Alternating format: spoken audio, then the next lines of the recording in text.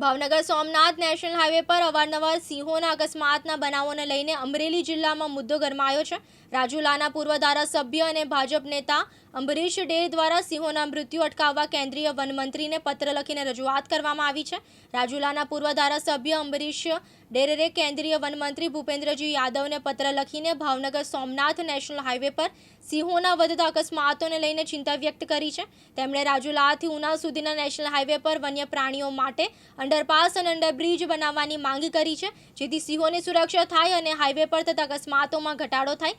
અંબરીશ ડેરે જણાવ્યું કે અન્ય રાજ્યોમાં વાઘોની સુરક્ષા માટે નેશનલ હાઈવે પર અંડરપાસ બનાવવામાં આવ્યા છે, તેવી જ રીતે ગુજરાતમાં પણ વનપ્રાણી કોરિડોર વિસ્તારમાં સુવિધા ઊભી કરવી જોઈએ। તાજેતરમાં ભાવનગર સોમનાથ નેશનલ હાઈવે પર વાહન અડફેટે 2 સિંહણ અને 1 દીપડાના મોત નીપજ્યા હોવાના બનાવો સામે આવ્યા છે, જેને પગલે ફરી સિંહ સુરક્ષા મુદ્દે ચર્ચા તેજ બની છે। હવે જોવાનું રહ્યું કે કેન્દ્ર અને રાજ્ય સરકાર આ મુદ્દા પર શું પગલાં લે છે। સિંહ જે છે મારું તમારી શાન છે, મારું તમારું ગૌરવ છે, મારું તમારું અભિમાન છે। સિંહની જાળવણી કરવી, સિંહનું સંવર્ધન કરવું, એમાં મદદ કરવી એ મારી તમારી ફરજ છે। એ સંદર્ભે ગુજરાતમાં જે સિંહોની સંખ્યા ખૂબ વધી છે। નેશનલ હાઈવેની જો વાત કરીએ એટલે કે કોસ્ટલ બેલ્ટની સોમનાથથી લઈ અને ભાવનગર સુધીની, તો ખૂબ સારા રસ્તાઓ બન્યા, પૂરપાટ ઝડપે ગાડી દોડે છે અને આ વિસ્તારમાં સિંહોની સંખ્યા પણ ખૂબ વધી છે।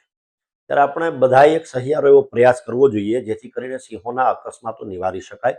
એ સંદર્ભે રાજ્ય સરકારની સાથે સાથે કેન્દ્ર સરકારમાં માનનીય વન અને પર્યાવરણ મંત્રીશ્રીને પત્ર લખ્યો છે કે જે રીતે અન્ય રાજ્યોમાં વાઘને બચાવવા માટે નેશનલ હાઈવે ઉપર અંડરપાસ કરવામાં આવ્યા છે, અંડરબ્રિજ કરવામાં આવ્યા છે, મહારાષ્ટ્ર છે, છત્તીસગઢ છે, મધ્યપ્રદેશ છે, એ રીતે ગુજરાતમાં પણ આ નેશનલ હાઈવે જે કોરિડોર છે એમાં અંડરપાસ કરવામાં આવે, જેથી કરીને સિંહોને અડચણ ન પડે, સિંહોને સારી રીતે બચાવી શકાય અને મારું તમારું જે ગૌરવ જે છે એને વધુ ગૌરવ અપાવી શકાય।